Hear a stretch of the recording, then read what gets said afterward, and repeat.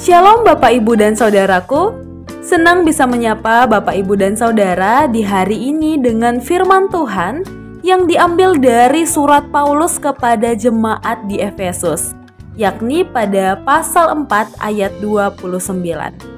Janganlah ada perkataan kotor keluar dari mulutmu, tetapi pakailah perkataan yang baik untuk membangun, di mana perlu supaya mereka yang mendengarnya beroleh kasih karunia.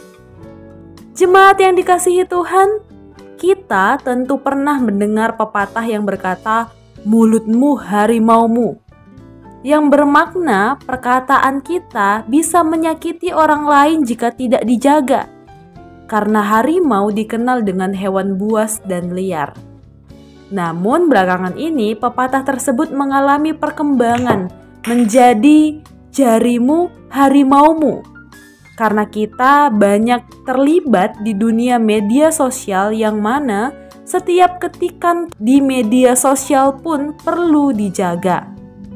Tentu saudara sering melihat ada banyak kasus klarifikasi dan minta maaf akibat perkataan dan ketikan yang tidak bertanggung jawab serta menyakiti orang lain. Bahkan pada zaman sekarang, perkataan yang menyakiti orang lain disebut sebagai kekerasan verbal.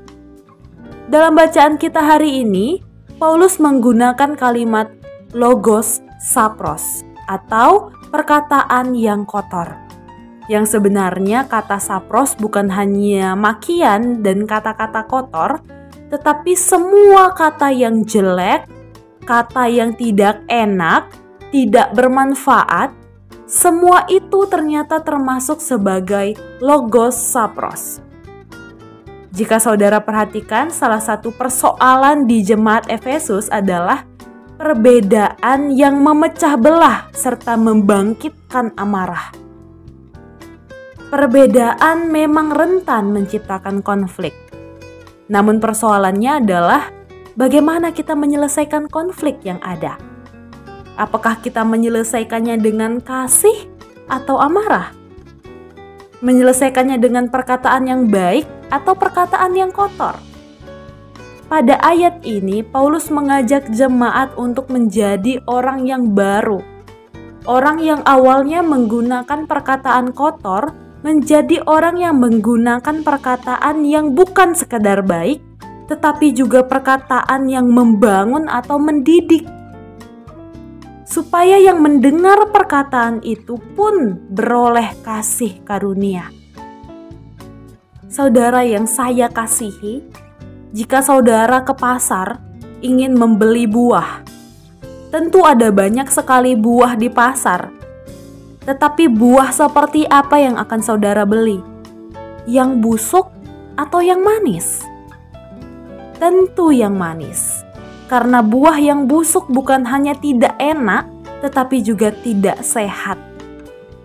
Begitu juga dengan perkataan. Kita juga diperhadapkan dengan ragam kata-kata yang baik dan ragam kata-kata yang tidak baik di pikiran kita. Seperti buah yang sehat, kita tentu akan lebih sehat ketika mendengar kata-kata yang baik dibandingkan kata-kata yang menyakitkan. Begitu juga dengan orang lain. Orang lain juga punya hak yang sama untuk menerima perkataan yang baik dari kita. Maka kata seperti apa yang akan kita gunakan di hari ini? Namun saudaraku, jika orang lain membalas perkataan baik kita dengan kata yang kotor, maka pilihannya kembali lagi pada kita. Apakah kita mau tertular dengan perkataan mereka atau tidak mau tertular? Meski kita menerima kata-kata yang kotor dari orang lain, kita bisa membalasnya dengan kata yang lebih baik lagi, kata yang lebih mendidik lagi. Kita balas dengan perkataan yang membangun orang lain. Selamat menjalani hari ini. Kiranya setiap perkataan kita membuat orang lain merasakan kasih Tuhan. Amin. Tuhan Yesus memberkati.